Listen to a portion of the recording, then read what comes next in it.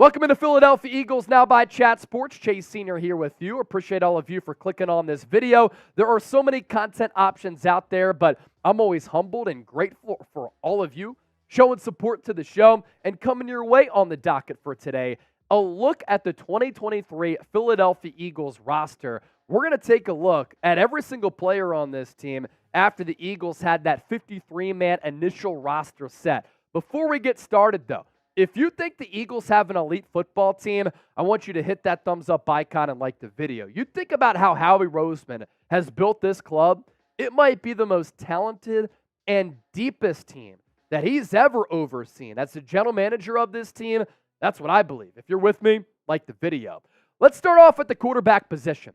Philadelphia obviously in a really good spot with Jalen Hurts going into year 2. Last year, got so much better as a passer. And his ability to keep the ball out of harm's way was so impressive.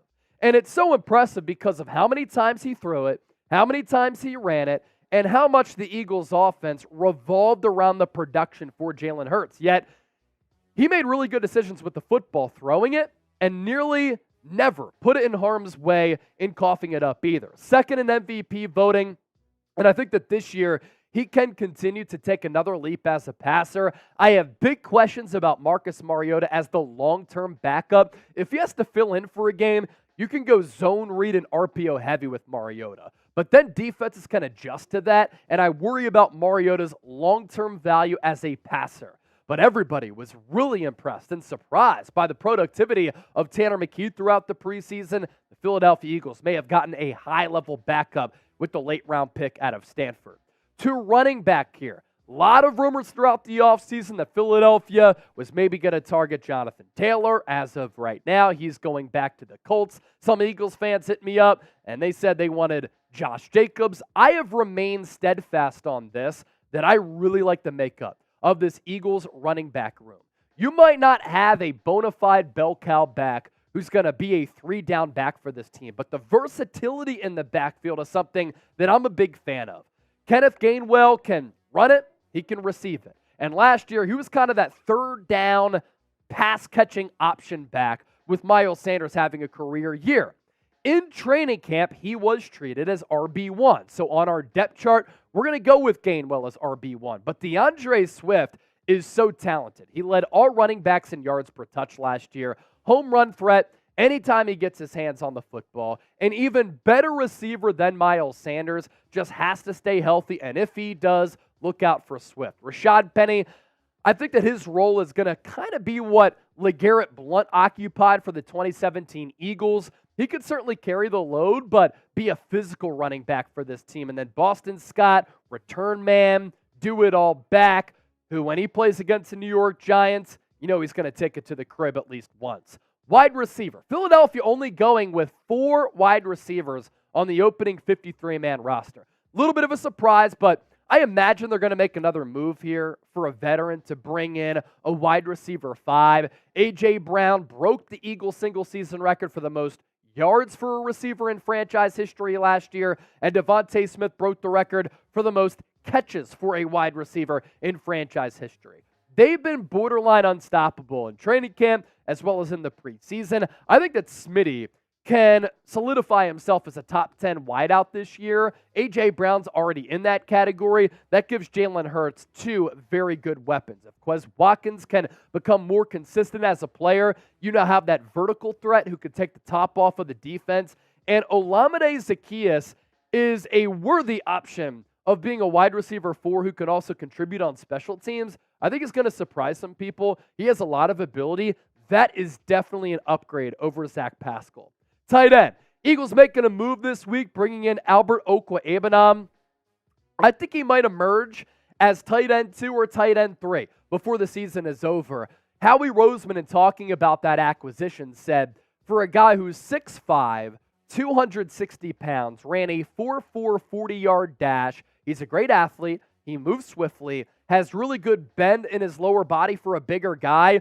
He's not a good blocker, but as a gifted pass catcher in a 2 tight end set with Dallas Goedert, who can be that blocker, I think that he can be a very good player and intriguing option in this offense. And I love how Howie Roseman gave up a 7th-round pick for a player who I think has a lot of ability. So look out for Albert O, who I covered in high school, have good scouting background on him to surprise some people because he's more gifted than Jack Stoll, Grant Calcaterra. I do think that Dallas Goedert can have a career year this year, though. Eagles offensive line, still probably the best in football, if not top 5 unit. They're going to miss Isaac Seumalo, who's been having a great preseason with the Pittsburgh Steelers. Cam Jurgens steps in for him. Landon Dickerson always seems to be dealing with some type of ailment, but he's tough as nails, and he's a really good left guard for this team. And then at the tackle spots, Jordan Mailata can be dominant. He's certainly had some up and downs. You want to see him be a little bit more consistent, but he's a very, very good left tackle. And Lane Johnson, you might be able to make the argument he's the best tackle in the game. What will the Eagles' record be this season in 2023? Let me know down in the chat before we shift over to the defensive side of the football. Also have a deal that I want to tell you about. Our Real John shirts are available. So if you're all about that Philly life and you love supporting the show and you love the birds, Real John shirts are available right now. Chatsports.com/RealJohn, available in black as well as the Kelly green with that old school text that was on the jerseys when the Eagles were rocking those Kelly greens back in the day. One more time, chatsports.com/RealJohn. You get one of those and you take a picture of you rocking it, we'll definitely get you on the show. Let's go to the defensive side of the football, and you might look at the Eagles defensive line depth chart and get a little bit confused. We're just not really sure what Sean Desai is going to do. He's going to run a 4-3-3-4 hybrid. So the most simplified approach in breaking this down is to just go about it in this manner. You have your traditional defensive ends in Brandon Graham, Joshua, and Derek Barnett, who are your traditional 4-3 defensive ends. And the Eagles are going to have some of those fronts. But also, when they have that 3-4 front, Haason Reddick will obviously be on the field. And then you have your traditional defensive tackles. Well, Fletcher Cox, Jalen Carter, Milton Williams, Contavious Street, Moro Ajomo. But because they run that 3-4 scheme sometimes, Jordan Davis and Marlon Tupulutu, those are traditional nose tackles. So I actually like the versatility that the Eagles have in the trenches along that defensive line. They could pretty much go too deep at all these positions, and I think they're once again going to wreak havoc against opposing offenses.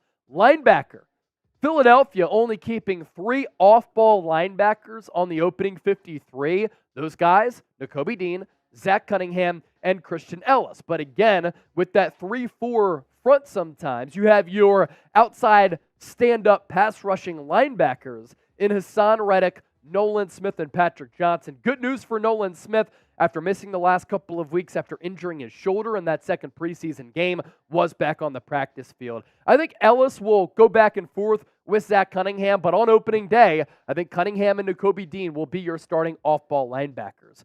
Cornerback, Philadelphia, all of a sudden has become pretty deep here. And I was talking with producer Chip the other day, who grew up in Bucks County. I grew up in Chester County. And remember how bare the cupboard was just several years ago when it seemed as though Philadelphia could never get the cornerback position right.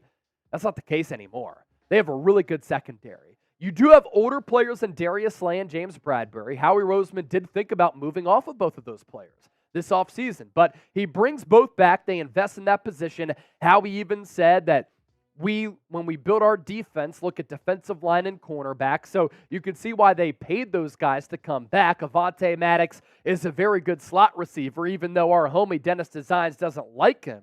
But your backups, you have some really quality backups at this position who are very solid young players. Josh Jobe, year 2 UDFA out of Alabama. Eli Ricks made this team as one of the highest graded cornerbacks according to Pro Football Focus all across the NFL in the preseason.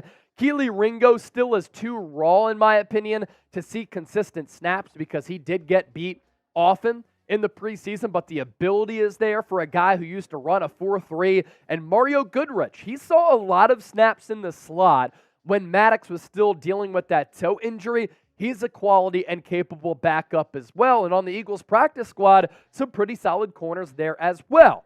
To safety, maybe the biggest question mark on this team. Reed Blankenship is not a question mark. He had higher Pro Football Focus grades than C.J. Gardner-Johnson last year. He was a UDFA who ended up cracking this team last year as a rookie, and this year he was the number one safety on this team with that first string defense day in and day out of practice, and he couldn't stop making plays. He had 3 interceptions up to Deshaun Watson in 2 joint practices against Cleveland. I'm not sure who's going to start opposite of Blankenship. I think right now it might be Terrell Edmunds, but you have some viable backup options there outside of Edmunds, and Sidney Brown and Justin Evans, 2 players that Philadelphia really likes. I think eventually Sidney Brown is going to become the starting safety opposite of Blankenship. I like the versatility to his game, how he can play in the box and as a deep safety, making plays around the line of scrimmage.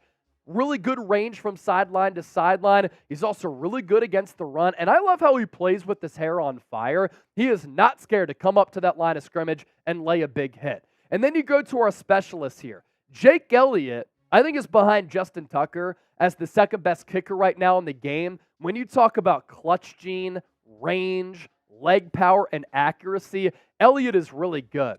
Right now, Aaron Sipos is not on the active roster. He is on the practice squad.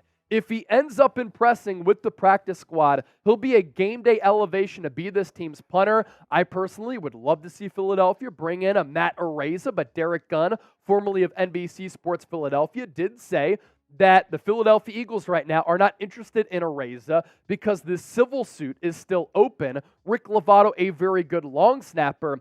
And then, Trace, can we go to the returners as well? Because the Philadelphia Eagles signed Devin Allen and Britton Covey to the practice squad. They are not on the active roster, and they might be game day elevations to be the returner for the day of the game. Right now on the active roster, though, you're looking at these options to return punts and kicks. Olamide Zaccheaus as your punt returner, Boston Scott as your kick returner. In an emergency situation, DeVonta Smith can return a punt. He did that en route to winning the Heisman Trophy at Alabama, but if Nick Sirianni throws him out there, I might have to throw hands with Sirianni because you can't put him in harm's way. Quez Watkins can also serve as a punt returner or kick returner. Kenneth Gainwell can fulfill those duties as well. If you made it this far on the show, hopefully you got informed today because that's part of our job. Spam Go Birds down in the chat. Don't forget to subscribe, and we'll catch you next time here on the show.